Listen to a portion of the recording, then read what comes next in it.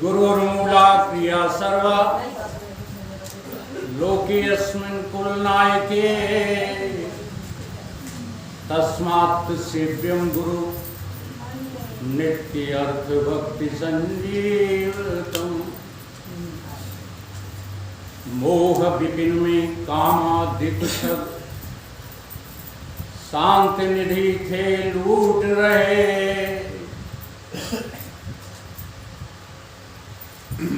काली निशा अविद्या की थी यमदंडे सिर टूट रहे। दुखी देख कर आए सतगुरु छिन में सब दुख टार दिया। निर्मल ज्ञान तत्व का देकर गुरु मेरा उद्धार किया। मोह निशा तुम देख विषेद अखंड त्रिवार में सुख धामी। पूर्ण प्रकाश भयो उर में हिमद्वैत गयोलक एक ललामी। सद्गुण पुंज खिले मन मानस कर्म उलूक दुरे भवगामी। आत्म रूप विराज रहे गुरुदेव को बारंबार नमामि। गुरुदेव को बारंबार नमामि। ब्रह्मचर्य व्रति स्वखंड धते सुखति सन्मार्ग किए जिन तय। प्रकृति से परे विकृति को हरे संस्कृति संताप की ओजन छय। जगती में जितेंद्र करी जागृति निर्मल सद ज्ञान दियो निर्भय। श्रोता समाज सभी बोलो श्री सतगुरुदेव भगवान की जय। स्वल्पाहार का इंतजाम है, इसलिए वाणी को थोड़ा जो है दमदार बनाइए। हाँ, भूखे बैठे होंगे सुबह से। बोलिए सतगुरुदेव भगवान की जय। प्रातः स्मरणीय परम पूजनीय पर ब्राज्यकाचार्य अखंड मंडलाकारम श्री सतगुरुदेव भगवान के श्री चरण कमलों में नित्य का वंदन करते हुए प्रेमी सज्जनों, गुरु भाइयों, माताओं, बहनों, सभी के हृदय में वो परमात्मा सत चित आनंद अद्वय रूप से विद्यमान है और उसी पे सदा दृष्टि रखते हुए मेरा सभी को बार बार नमन, वंदन, अभिनंदन। बड़े हर्ष का विषय है कि आज हम सद्गुरुदेव भगवान युग पुरुष जी के अवतरण दिवस एवं दीपावली दोनों उत्सवों को एक साथ मनाने के लिए एकत्रित हुए। अवतरण किसको कहते हैं और जन्म किसको कहते हैं, इसमें हम लोग स्पष्ट नहीं है। कोई भी प्राणी अगर माता पिता के पेट से संसार में आया है तो उसका जन्म ही हुआ है। हमारे जो महापुरुष हैं, चाहे स्वामी विवेकानंद हों, हमारे जो है पुरुष जी हों या रामानंद जी हों, वो आए तो अपने माता पिता के पेट से ही थे, लेकिन यहाँ आकर के उन्होंने जो पुरुषार्थ किया, उस पुरुषार्थ के फलस्वरूप अब उनका ना जन्म होगा ना मृत्यु होगी। इसलिए ऐसे जो ज्ञानी पुरुषों का हम अवतरण दिवस मनाते हैं। जन्म होता है कुएं में अचानक गिर जाना, इसको जन्म कहते हैं। कहीं पर रपट कर फिसल कर गिर गए हों तो वो क्या है? जन्म है। अब हमें बताओ, अगर आप फिसल कर गिर गए हैं तो कीच में कब तक पड़े रहेंगे? अच्छा लगेगा आपको कीच में पड़ा रहना? बोलो। नहीं। खड़े हो जाओगे, झाड़ पोंछ करके साफ कर लोगे, परंतु हम दैनिक जीवन में क्या कर रहे हैं? हम जो है रपट करके संसार में आ गए हैं।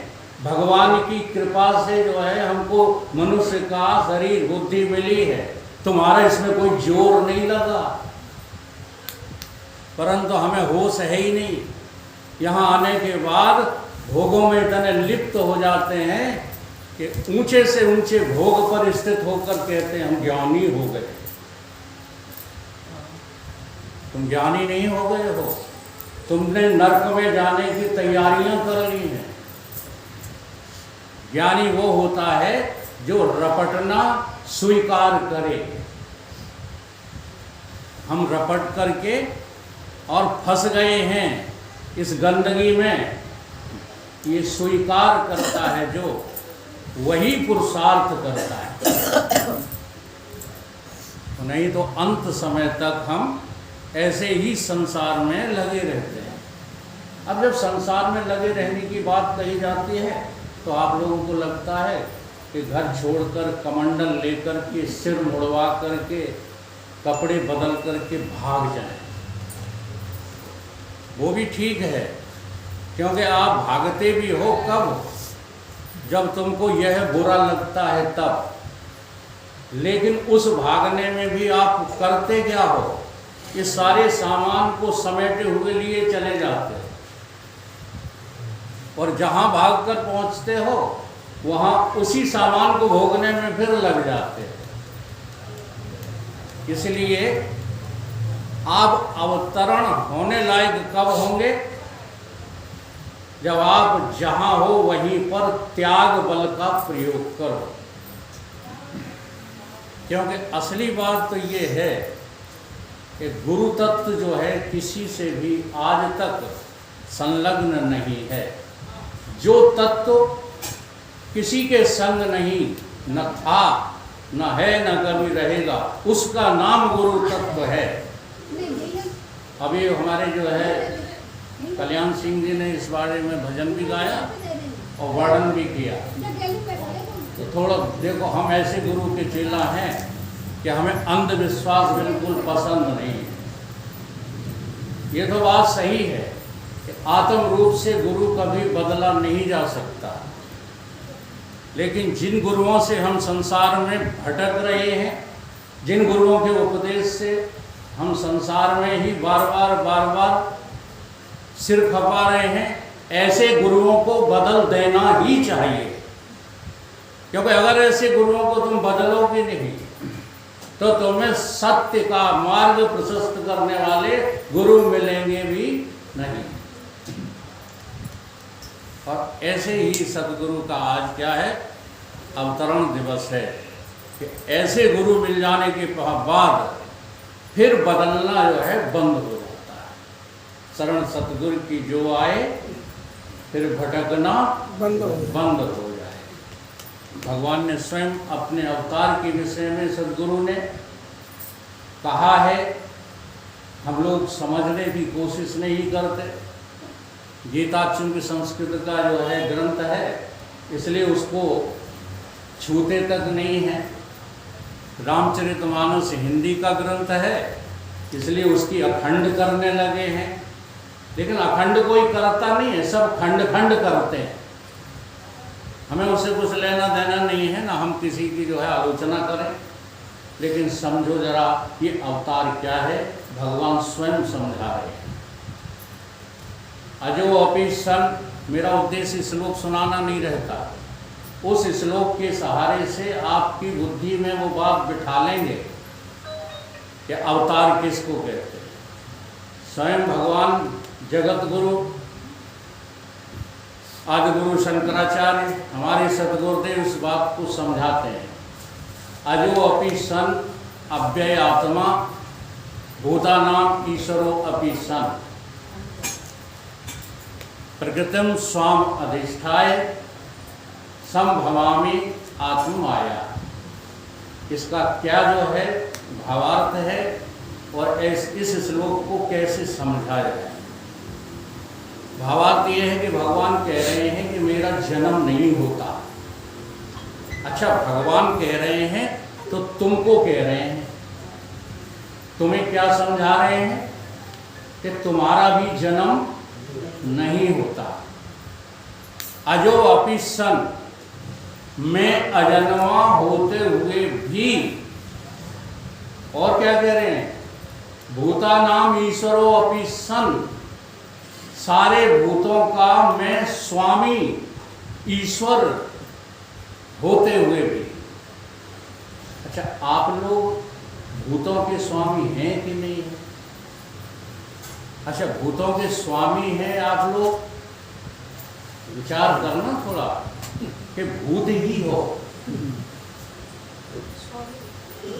अगर आपसे ये कह दिया जाता है भूतनी कहेंगी, माताओं से गालियाँ दे दो भूतनी कहेंगी, तो 6 दिन तक नींद नहीं आएगी और आपको कह दो भूत बना फिरता है, तो तुम्हारी भी जो है हाँ चिंता बढ़ जाएगी, नहीं बढ़ जाएगी। लेकिन विचार करते हो कभी विचार करते हो कि जिंदगी में तुम भूत ही बने घूम रहे हो? मैं झूठ बोल रहा हूँ क्या? सही। कैसे जो है बने घूम रहे हो? चित जल पावक गगन समीरा, पंचभूत यह अधम शरीर। अच्छा, आप कौन है? शरीर हो कि भगवान हो? क्या लगता है आपको? यदि आपको लगता है कि आप शरीर हैं तो भूत नहीं हो। भूत से ज्यादा आप हो क्या? 24 घंटे शरीर वो इसी शरीर की खातिर तुमने दुनिया में अपराध किए हैं, जितने भी किए हैं, इसी देह की खातिर। भगवान की बात सुनते ही नहीं। भगवान को अपने जो है अंगूठे पर रखते हो, तिल पर रखते हो। तुम किसकी सुनते हो? भूतों की सुनते हो, भूत बन के सुनते हो, वो भूत ही बने रहते हो, वो भूत ही भूत मर जाते हो। जी हाँ, क्योंकि मरेगा तो भूत ही, भगवान तो कभी मरता नहीं।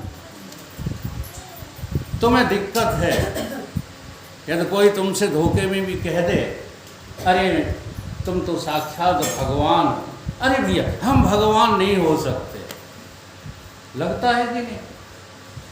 तो भगवान गीता में क्या समझा रहे? अजो अपि सन अव्यय आत्मा, मैं अविनाशी होते हुए भी, अव्यय माने अविनाशी होते हुए भी, और सब भूतों का ईश्वर। पांचों भूत आपकी देह है कि नहीं? अब मैं आपसे पूछता हूं कि आप शरीर हो कि शरीर के स्वामी हो? क्या लगता क्या है आपको?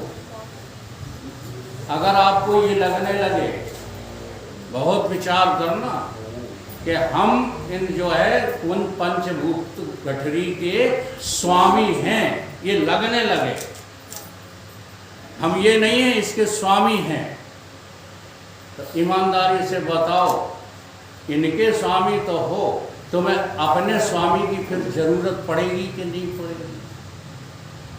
फिर तुम संसार की कमाई करोगे?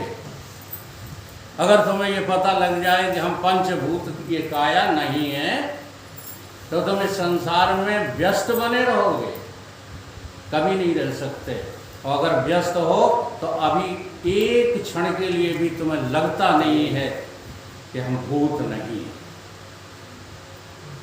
अजो अपि सन अव्यय आत्मा ईश्वरो अपि सन भगवान कहते हैं ऐसा होते हुए भी, इतना होते हुए भी हम हैं तो कौन? अविनाशी, अजर, अमर, लेकिन फिर भी प्रकृतिम स्वाम अधिष्ठाय, अपने स्वभाव को अधीन करके।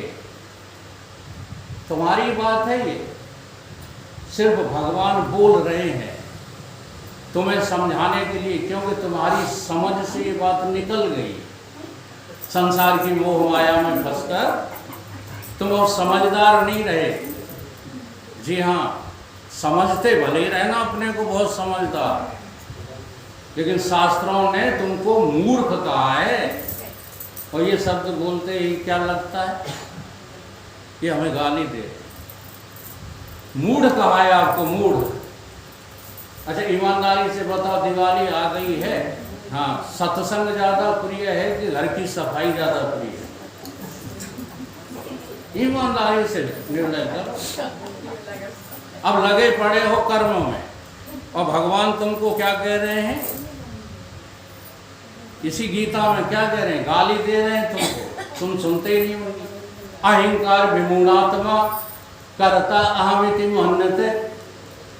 यदि कोई मानता है कि मैं करने वाला हूँ, मैं सफाई तो जिम्मेदारी वाला हूँ, चल तुम्हारी शब्द ले लें। ये जिम्मेदारी तुम्हारी कुछ नहीं है, बहुत बड़ी तुम मूर्ख हो। जी हाँ, इनसे ही नहीं कह रहे, आप लोगों से भी कह रहे हैं। मूर्ख पने में लगे हो, दुकान मकान में, व्यवस्थाओं में, सत्संग छोड़ के भागते हो लंदन ग्वालियर। तो फिर हंस के कहते हो गुरु जी हम थोड़ा काम है, तो हम कम कह रहे हैं कि तुम काम न करो। काम करते हुए देखो ये तुम कर रहे हो या अपने आप हो रहा है। यहीं पर गाड़ी अटकी हुई है। इसलिए इस अहंकार का त्याग करो। संसार में तुम जिम्मेदारियां निभाने के लिए नहीं आए हो, भगवत प्राप्ति के लिए आए। ये सबसे बड़ी जिम्मेदारी है आपकी, क्योंकि ये जन्म दोबारा मिलने वाला नहीं है। अगर इस बार चूक गए, हम ही नहीं कह रहे, देखो तुम्हारे तुलसीदास जिनके तुम गीत गाया करते हो, संत शिरोमण, वो तुम्हें समझा रहे हैं। 9 जलचर 10 व्योमचर क्रम 11 वन 20 84 ये जानिए 4 की सुपसु 30 84 को भोग कर होय मनुज अवतार। तुम्हें क्या कह रहे हैं? अच्छा, इनका अवतार हम मना रहे हैं, ये तो हमारी श्रद्धा है। अपना अवतार कब मनाओगे? तुम्हें लगता ही नहीं कि हम अवतारी हैं। होए मनुज अवतार, और प्रभु मिले जाहि तनसों तुलसी कहो विचार। और 84 को भोग कर पौपे अटके आए। हाँ, अटक गए हो यहाँ मनुष्य का शरीर पा करके। इतना अभिमान जानवरों को नहीं है। बहुत जानवर हैं जो कभी घर बनाते ही, गिना रहे नाम उनके, गैया भैंसियाँ, ये बनाते हैं घर। शेर, चीता, बिलार, ये अपने घर बनाते हैं। तुम घर बनाने में ही पूरी जिंदगी व्यतीत कर लेते हो। और जो बन जाते हैं घर, उनका अहंकार इस छोटी सी बुद्धि में लाद लेते हो। तो हमारे जैसा घर किसी बात नहीं। अब इसी घर में मरोगे तो इस घर में ही रहोगे छिपकली बन के, इसी घर में रहोगे सांप बन के। इसलिए घर पर बनाने की ये जो तुमने जिद कर रखी है, इसको छोड़ो। तुम आए हो केवल परमात्मा को प्राप्त करने के लिए। अरे अब तक नहीं समझ में आया, तो अब तो समझ लो। सत्संग में आकर के जिद ना करो। जो सत्य जो है बात तुम्हें बताई जाए, उसको ग्रहण करो और जरा शास्त्रों से मिलाओ। अगर शास्त्रों से जो है बताने वाले की बात न मिल रही हो, तो तुम उसको संत मत स्वीकार करो। ये बंद करो।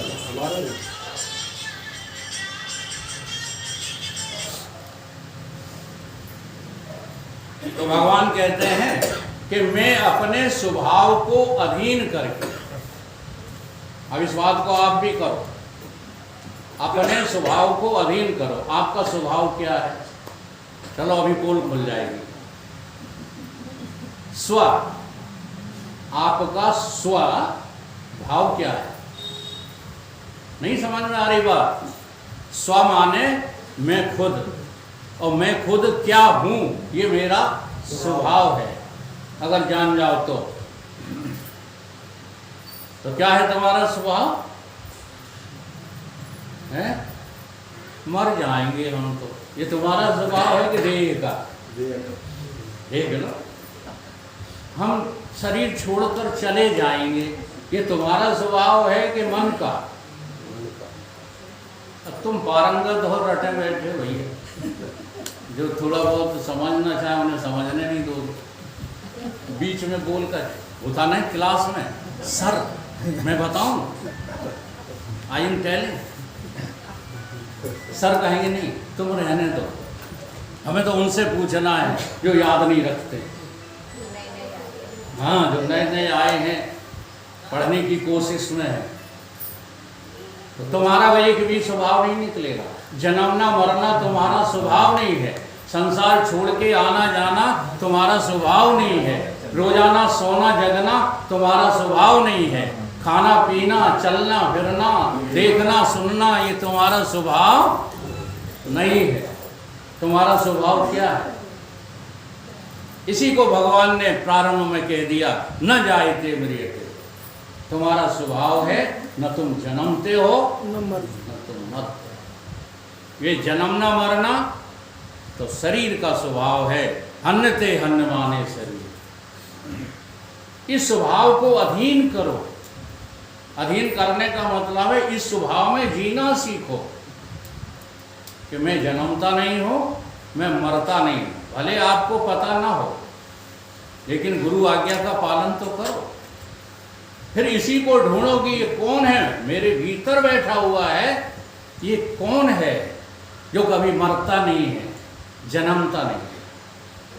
इसको जानने के लिए जो है तुम्हें कहाँ जाना पड़ेगा? अवतारी पुरुष के पास, जिन्होंने अपने इस स्वभाव को अवतरित कर लिया है, वो ही समझा रहे हैं। मैं प्रकृतिम स्वाम अधिष्ठाय, मैं इसको अपने अधीन करके अपनी ही माया से। अच्छा ईमानदारी से बताओ, ये जितने भी तुम्हारे नाती नातन हैं, मकान दुकान हैं, संपत्तियां हैं, ये तुम्हारी हैं, तुम्हारी बनाई हुई है कि ईश्वर ने बना दी? देखो, ईश्वर ने स्त्री पुरुष बनाया। क्या बनाया? स्त्री पुरुष। और पति पत्नी कौन बनाए गए? ईश्वर ने। कमाल करते, अभी तक नहीं समझ पाए। भाव ने डाली थी पंडित ने, और उस पंडित के कहने से तुम आ गए उसकी बातन में। हाँ, और तुम बन गए को पति और पत्नी। ऐसे ही ईमानदारी से इन पे सोचोगे तो पता लगेगा, ये सत्संग है, बतसंग नहीं है। ईश्वर ने बनाई स्त्री पुरुष, माता पिता किसने बनाए? बोलो। अभी हम आपसे पूछें तो आप अपने अनुभव से ही जवाब दो। आपके माता पिता का नाम क्या है? एक बार की घटना है, शिव जी का पाण ग्रहण संस्कार हो रहा था। पंडित ने पूछ दिया कि महाराज, पार्वती मैया को ब्याह कर तो ले जा रहे हो, जरा अपने पिता का नाम तो बता दो। और शंकर जी चक्कर में आ गए, बोले कि मेरे पिता का नाम ब्रह्मा है। कि उनके पिता का नाम, क्योंकि पंडित जो है 3 शाख की तुमसे हाँ हामी भरवाता है, 3 शाख की। तो उन्हें कि ब्रह्मा के पिता का नाम बता। फिर चक्कर में आ गए तो फिर गुणा भाग लगाया, उनके विष्णु। उन्होंने कहा फिर विष्णु के पिता का नाम बता। अब शंकर जी से नहीं रहा गया कि अब तो झूठ बोलना छोड़ दो। उन्होंने कही सबके पिता हम ही हैं, सारे जगत के पिता कौन है? हम। यहाँ तक की यात्रा करना है।